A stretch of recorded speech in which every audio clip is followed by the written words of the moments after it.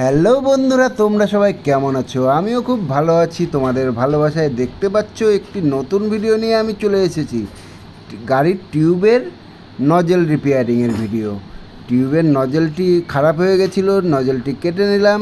এখন টিউবের ভিতরে একটি নতুন নজেল ঢুকিয়ে দিতে হবে।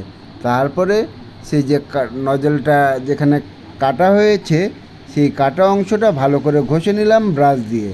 তারপরে এখানে আঠা লাগিয়ে দিলাম একটি, যে অমনি পট্টি লাগাবো সেই মাপেই ঘষে নিয়েছিলাম। এবার আঠা লাগিয়ে এখন আঠাটা যতক্ষণ শুকোতে শুকোতে যে পট্টিটা লাগাবো সেই পট্টিটাকে ফুটো করে নিলাম। এখন সেই পট্টিটা ওইখানে লাগিয়ে দিলাম। এখন টিউবের ভিতরে যে আগে থেকে নতুন নজেলটা লাগিয়েছি সেটা এখন ওই ফুটো দিয়ে বের করে দেব এবং তারপরে নাট প্লেট দিয়ে টাইট করে দিলেই, রেঞ্চ দিয়ে টাইট করলেই তৈরি হয়ে গেল নজেল। এখন টিউবটি হাওয়া দিয়ে চেক করে নেব। চেক করে দেখলাম খুব সুন্দর হয়েছে। ভালো লাগলে অবশ্যই লাইক কমেন্ট করুন।